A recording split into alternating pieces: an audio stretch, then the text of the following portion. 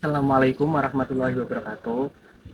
Sebelumnya yang terhormat Bapak Dr. Kifwanul Kirom, LC MPI, selaku dosen pengampu mata kuliah Akad Perbankan Syariah kelas A3 Perbankan Syariah Reguler.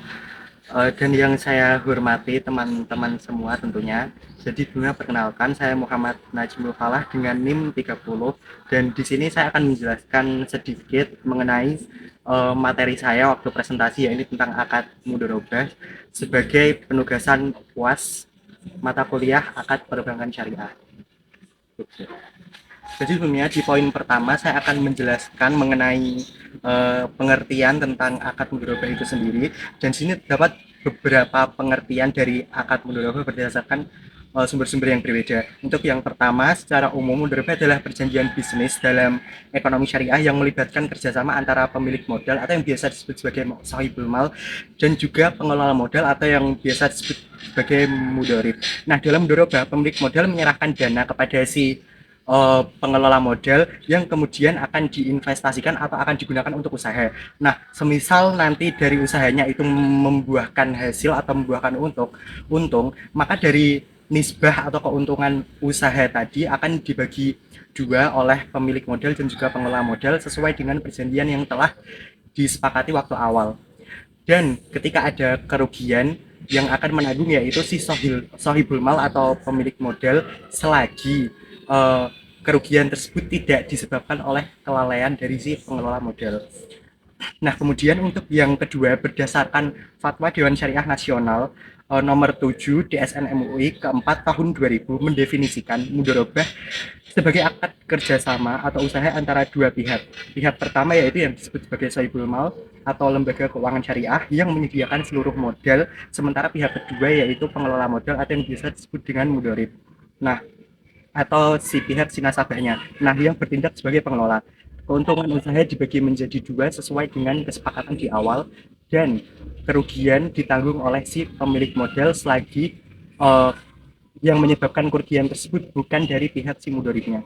Nah, kemudian pengertian mudharabah juga terdapat dalam Peraturan Bank Indonesia nomor 6 19 PBI 2004 pasal 1 ayat B.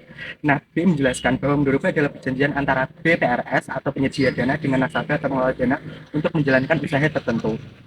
Nah, berdasarkan Peraturan Bank Indonesia atau PBI tadi, kerugian akan ditanggung oleh si pemilik modal selagi kerugian tersebut tidak disebabkan oleh, sekali lagi, tidak disebabkan oleh kelalaian dari si pengelola modal.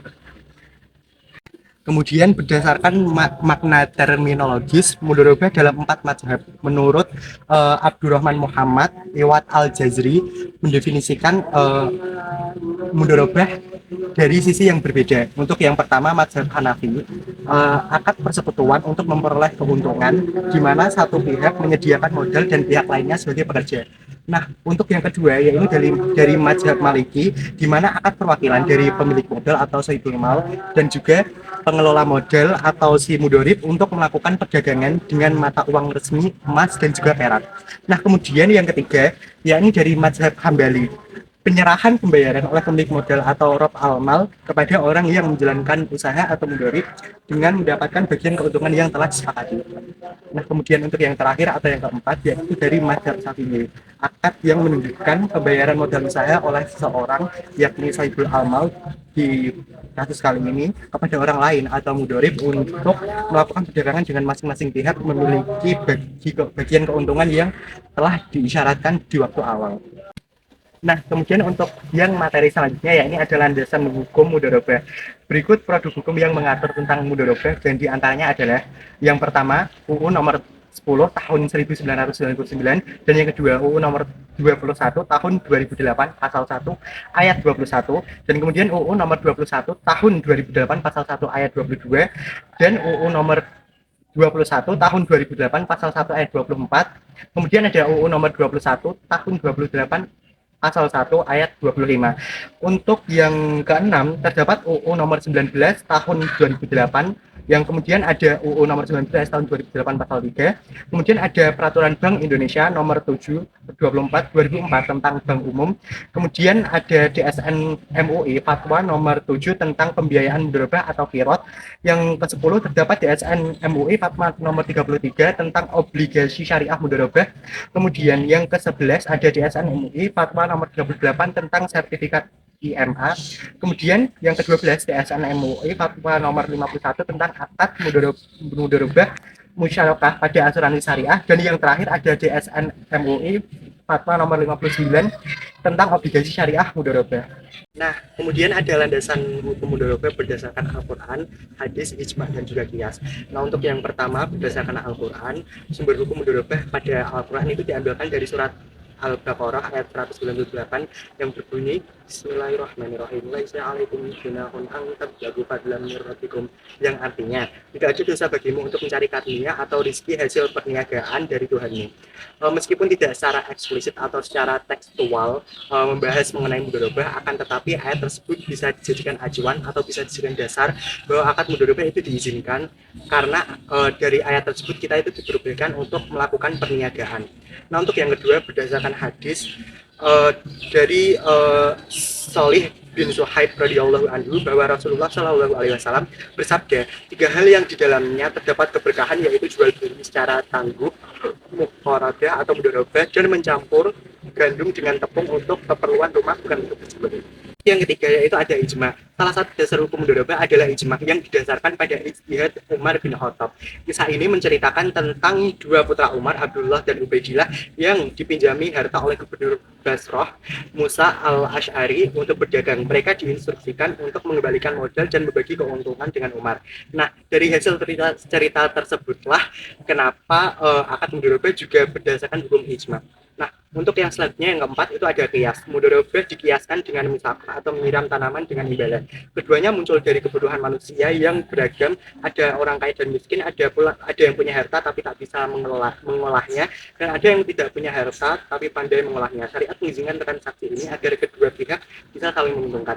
Nah, dari qiyas tersebut itu merupakan salah satu sumber hukum mudharabah. Nah, kemudian yang kelima ada kaidah fikih. Pada dasarnya semua bentuk muamalah boleh dilakukan kecuali ada dalil yang mengharamkannya. Nah, oleh karena itu muamalah pada akad mudharabah ini diizinkan dan tidak. Ketiga yaitu sistem, syarat, dan juga rukun mudharabah. Untuk yang pertama, sistem manajemen mudharabah. Sistem manajemen mudharabah dalam buku Islam Financial Management dijelaskan cara rinci sebagai berikut. Untuk yang pertama, mudharabah adalah perjanjian kerjasama antara pemilik modal atau sahibul mal dan juga antara si mudharib atau pengelola modal untuk menjalankan suatu usaha bersama, dan keuntungan akan dibagi berdasarkan kesepakatan yang telah dilakukan di awal. Nah, untuk yang kedua, apabila terjadi kerugian, maka kerugian tersebut akan ditanggung oleh si pemilik modal atau si sahibul mal selagi kerugian tersebut tidak disebabkan oleh kelalaian dari si pengelola modalnya. Untuk yang ketiga, pemilik modal tidak terlibat langsung dalam pengelolaan usaha, tapi memiliki hak untuk melakukan pengawasan terhadap jalannya usaha. Nah, untuk yang kedua atau yang kedua ada rukun dan syarat mudharabah. Untuk yang pertama yaitu ijab dan qabul. Ijab itu adalah persetujuan dari kedua belah pihak yang didasarkan pada prinsip saling kerelaan atau antara diminhum. Dalam hal ini kedua belah pihak secara sukarela sepakat untuk terikat dalam akad mudharabah. Pemilik dana setuju untuk memberikan modal, sementara pelaku usaha setuju untuk menjalankan usaha berdasarkan modal yang telah diberikan oleh si pemilik dana. Nah, untuk yang kedua ada orang yang melakukan kerjasama atau al-amidain. Dalam akad mudharabah setidaknya terdapat dua pihak. Pihak yang pertama sebagai sahibul mal dan pihak kedua sebagai mudharib. Dan kemudian yang ketiga pemilik modal atau sahibul mal. Yang ketiga mohon maaf yaitu adanya modal. Modal disyaratkan sebagai yang pertama jumlah dan jenis modal itu harus jelas. Yang kedua modal harus berupa uang, dan yang ketiga uang bersifat tunai bukan piutang. Yang keempat, modal diserahkan kepada pengelola secara langsung. Untuk yang kelima, modal harusnya ditentukan dan merupakan hak pemilik untuk memungkinkannya terus memberikan kepada mudharib, dan seharusnya modal diserahkan kepada mudharib supaya dia tidak dapat menggunakannya sendiri. Untuk yang keempat yaitu adanya pekerjaan atau usaha atau al-amal. Kemudian yang keempat yaitu adanya pekerjaan atau usaha atau al-amal, yaitu bidang pekerjaan atau proyek pengelolaan yang dapat menghasilkan laba. Kemudian untuk yang kelima yaitu nisbah keuntungan. Nisbah ini mencerminkan imbalan berhak terima oleh kedua pihak yang bermudharabah dengan pembagian keuntungan yang telah disepakati di awal. Nah, untuk yang berikutnya yaitu ada jenis-jenis mudharabah dan produknya dalam perbankan syariah. Nah, untuk yang pertama yaitu ada mudharabah mutlakoh. Nah, mudharabah mutlakoh ini dikenal juga sebagai dengan unrestricted mudharabah atau adalah bentuk kemitraan di mana mudharib diberi kebebasan penuh untuk mengelola modal dalam berbagai jenis usaha yang berpotensi menghasilkan keuntungan asalkan tetap sesuai dengan prinsip-prinsip syariah. Nah, kemudian yang kedua yaitu ada mudharabah muqayyadah atau mudharabah muqayyidah. Nah, untuk mudharabah muqayyadah ini sering dikenal dengan istilah restricted mudharabah atau specified mudharabah, yaitu bentuk kerjasama antara sahibul mal dan mudharib, yang mana mudharib dibatasi oleh batasan jenis usaha. Jadi dalam hal ini, si pemilik modal itu menyerahkan modalnya kepada si mudharib untuk dikelola sebagai usaha, akan tetapi untuk jenis usahanya itu dibatasi ranahnya oleh si pemilik modal. Baik, hanya itu yang bisa saya sampaikan terkait materi akad mudharabah pada tugas UAS kali ini. Semoga apa yang saya sampaikan bisa bermanfaat bagi yang menonton dan juga khususnya bagi diri saya sendiri. Saya ucapkan terima kasih dan mohon maaf apabila terdapat kekurangan dalam penyampaian materi tadi. Wassalamualaikum warahmatullahi wabarakatuh.